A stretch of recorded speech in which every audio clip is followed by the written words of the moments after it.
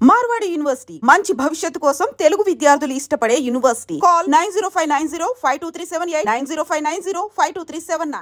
ఈ వారం మన గెస్ట్ ఒడిశా నుండి తమిళనాడు వరకు సముద్ర తాబేలను పర్యవేక్షించడం, దాన్ని కాపాడడంలో ప్రధాన పాత్ర పోషిస్తున్న మహిళ.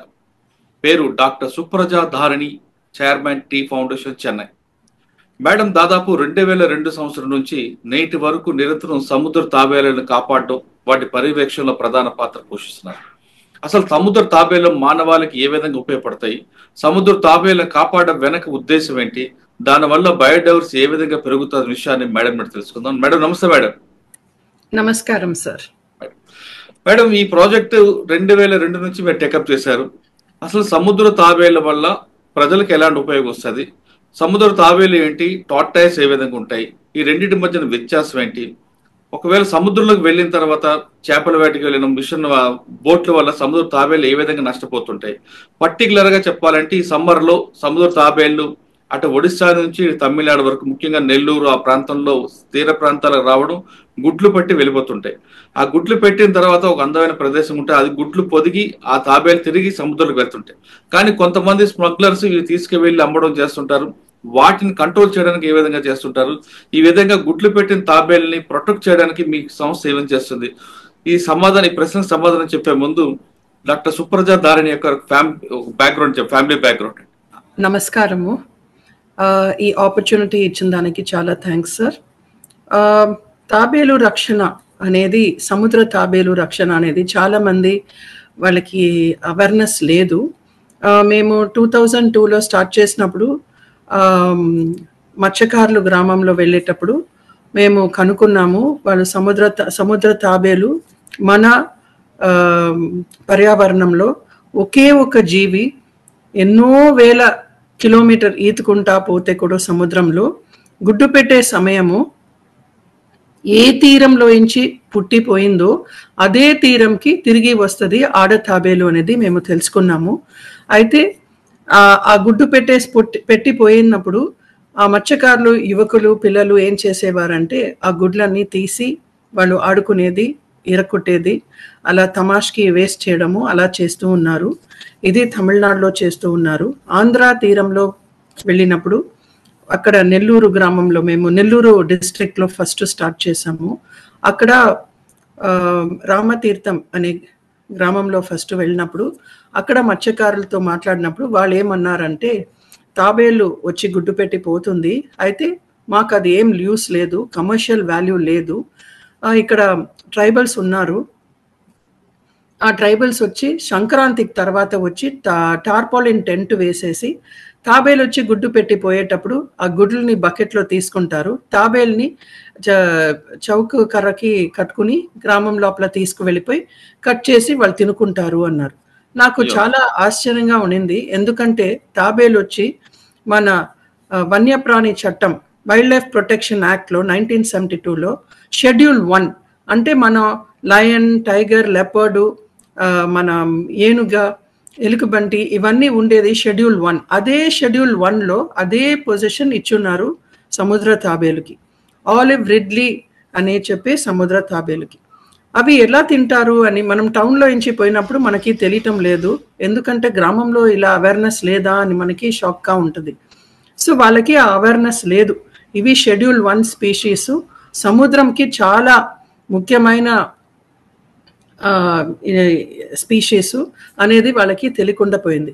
సో మేము ఏం చేసామంటే, మాకు చెన్నైలో ఉండే సముద్ర తాబేలు రక్షణ మెంబర్స్ని ఇద్దరిని తీసుకుని మేము నెల్లూరుకి వెళ్ళాము.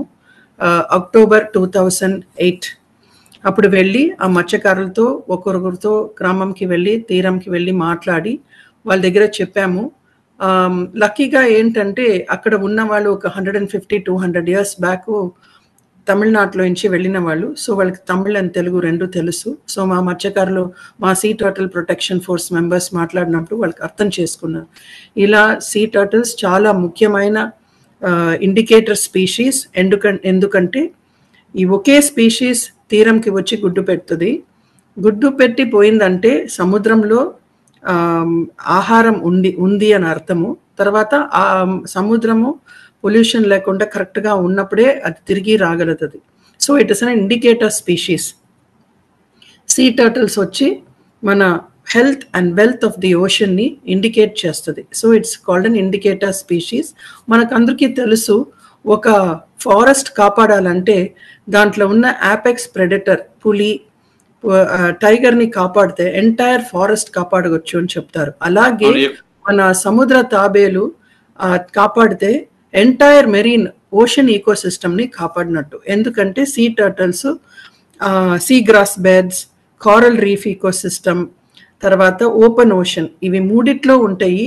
ఇవి బాగా చూసుకుంటే కాపాడితే ఈ 3 ఈకోసిస్టమ్స్ కాపాడబడతాయి.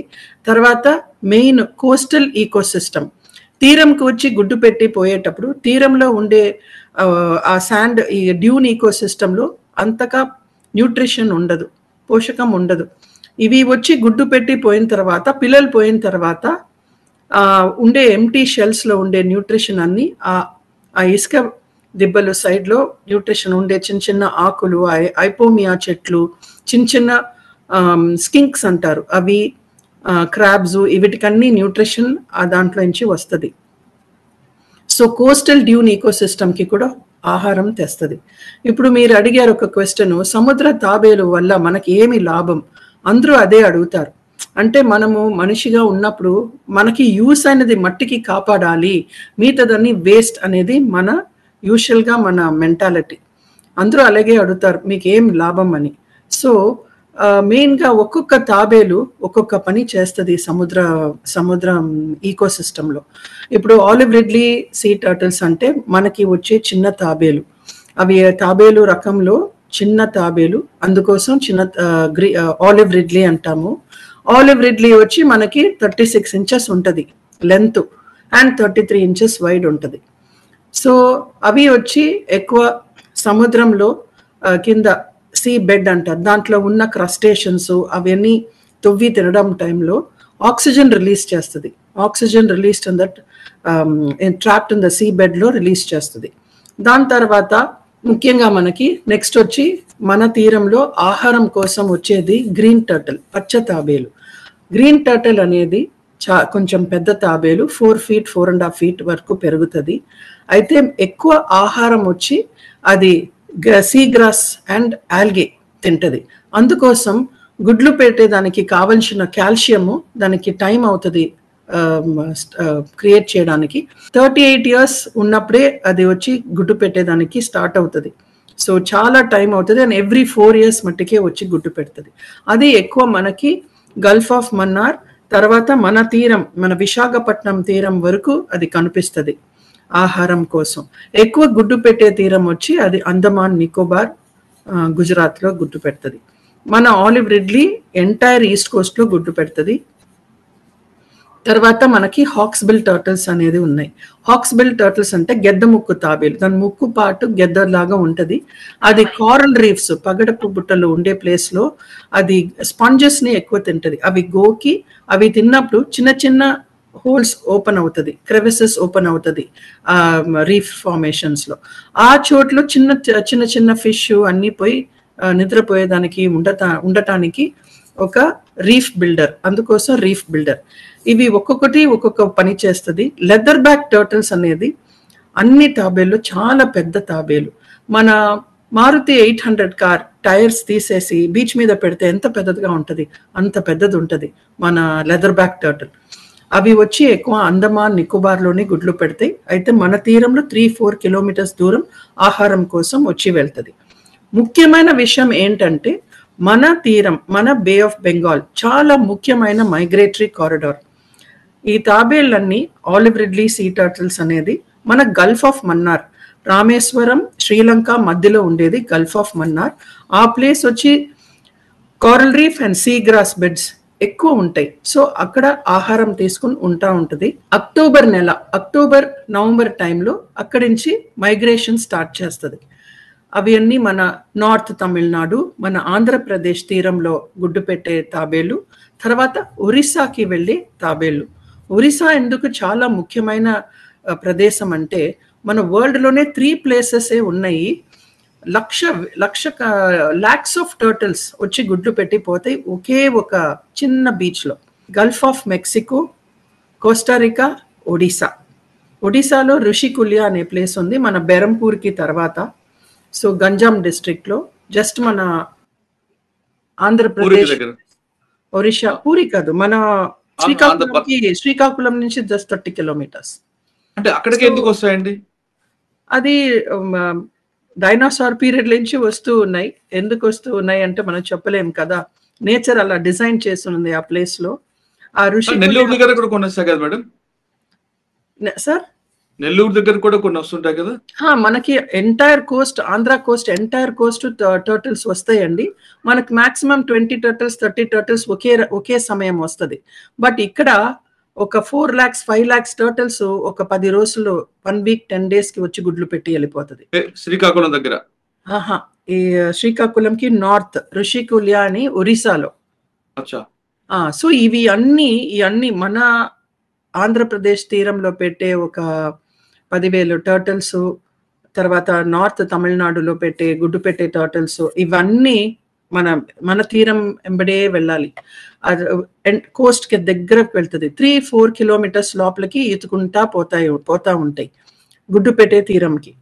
ఈ సమయంలో బికాస్ మెయిన్ గా sea turtles air breathing reptiles, శ్వాసకి 40 to 45 minutes సముద్రంకి ఉపరితలానికి వచ్చి శ్వాసిచ్చి వెళ్ళాలి. 40 to 45 minutes.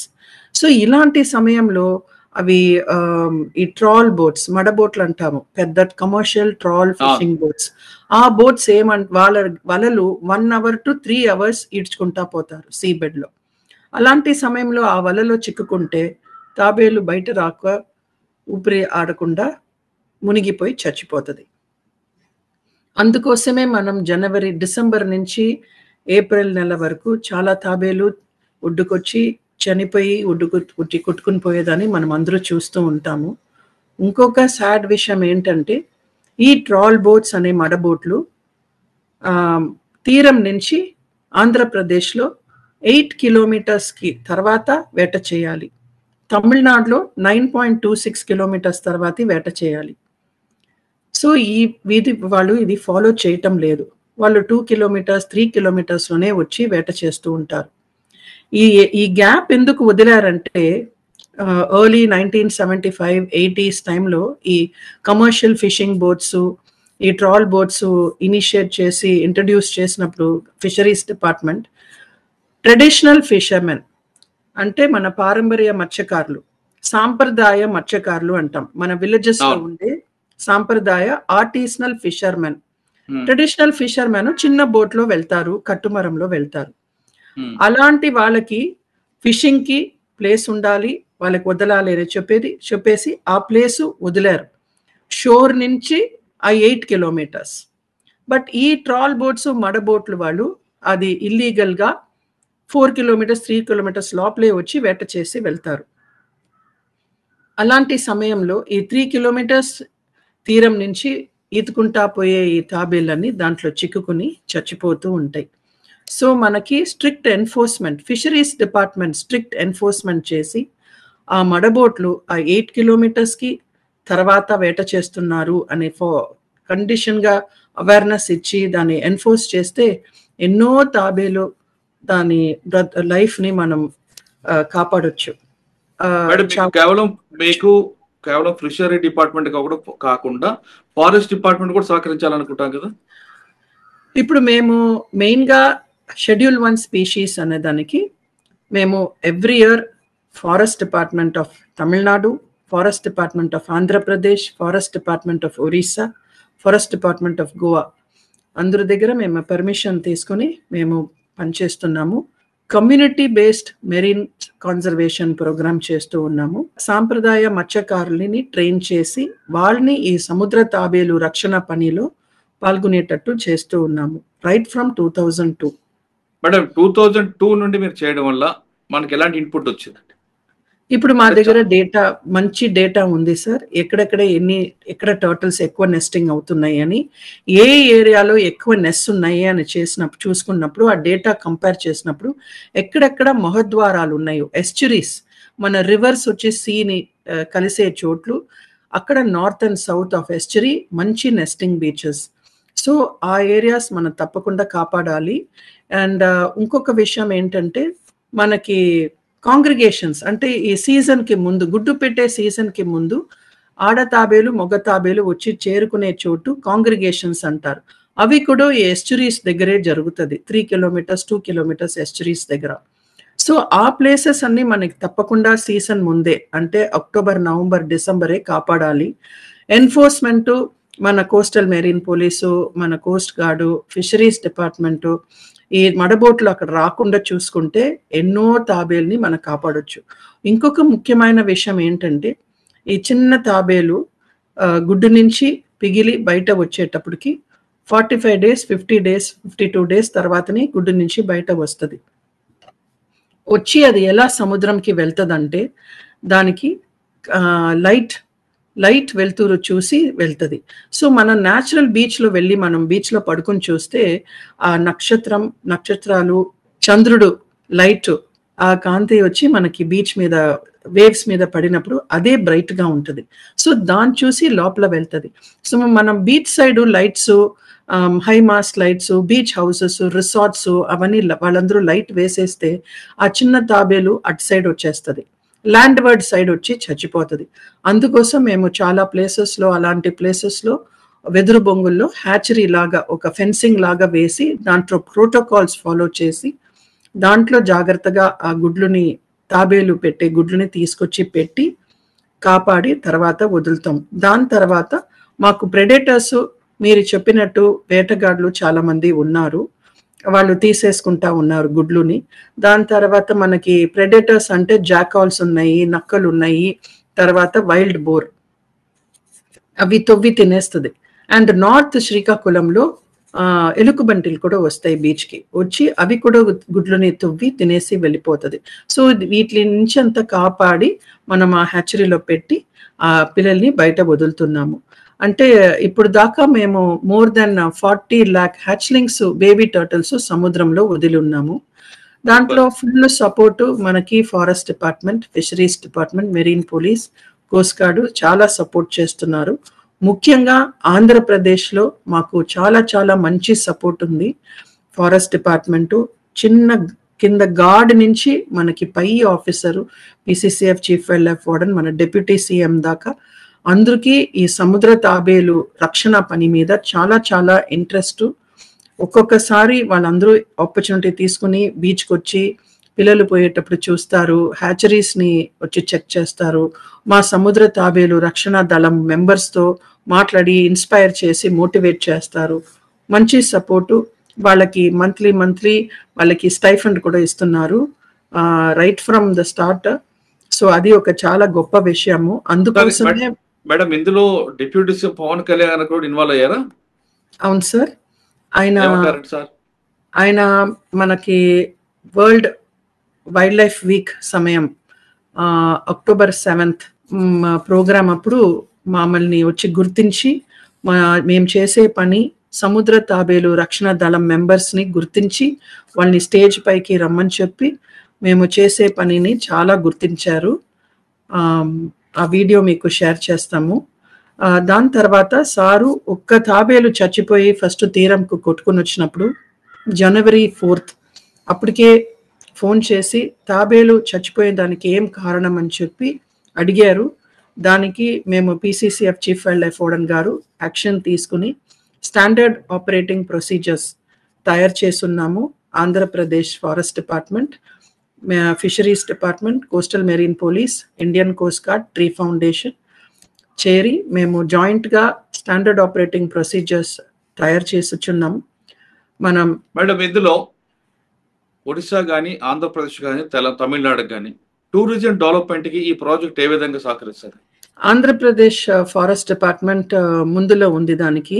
ఎందుకంటే మేము దీనికి జనరల్ పబ్లిక్ వాళ్ళు కూడా రావాలా, వచ్చి దీని గురించి తెలుసుకోవాలని చెప్పి తాబేలు వచ్చి గుడ్డు పెట్టిపోయే సమయంలో పిల్లలు వచ్చే సమయంలో మేము స్కూల్ పిల్లలు పక్కన ఆ గ్రామం పక్కన ఉన్న school students, college students, officers, వేరే వేరే ఇతర డిపార్ట్మెంట్స్లో ఉన్న వాళ్ళని వెల్కమ్ చేసి వాళ్ళకందరికీ మేము ప్రోటోకాల్స్ ప్రకారం పిల్లలు వచ్చే సమయం వచ్చి వెయిట్ చేసి పిల్లల్ని వదిలేటప్పుడు వాళ్ళని చూడమని చెప్తాం. మేము తాబేలు పిల్లల్ని ఎవరి చేతిలో ఇవ్వము, ఎవరిని ముట్టుకోవడానికి అలౌ చేయము. ఎందుకంటే ఆ పిల్లలు భద్రంగా చిన్న పిల్లలు బయట వచ్చిన వెంటనే సముద్రంకి వెంటనే వదలపడాలి. ఒక్కొక్క తాబేలు పిల్లకి ఒక చిన్న యోక్ సాక్ అనేది ఉంటది కడుపు దగ్గర, బొడ్డు దగ్గర ఉంటది. అవి దెబ్బ తగలకుండా సముద్రం లోపల వెంటనే వెళ్ళిపోవాలి. దాంట్లో ఉన్న ఆహారం న్యూట్రిషన్ని తీసుకొని త్వరగా సముద్రంలో ఈదుకుంటా పోవాలి.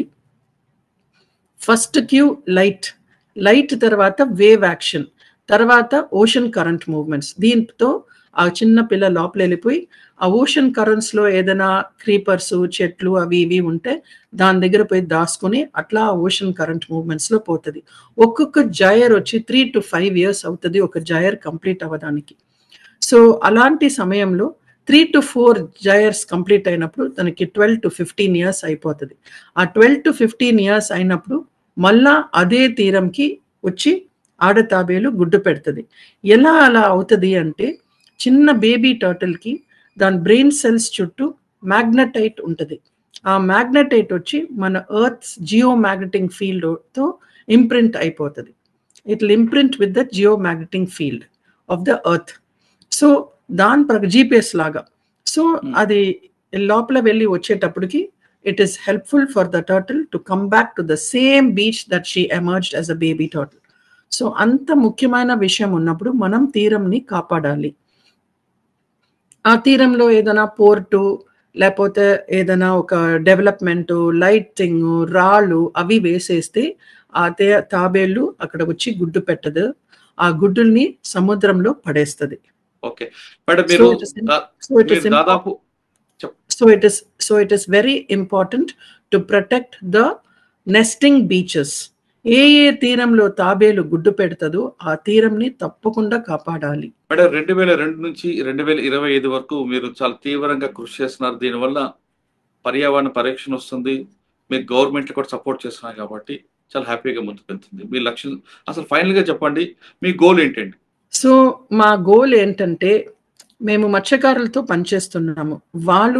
వాళ్ళే ఫస్ట్ వాళ్ళు సముద్రంలో వెళ్ళేటప్పుడు అన్ని మెరీన్ ఎండేంజర్డ్ స్పీషీస్, అంటే తాబేలు ఒకటే ఎండేంజర్డ్ స్పీషీస్ కాదు, షెడ్యూల్ 1 స్పీషీస్.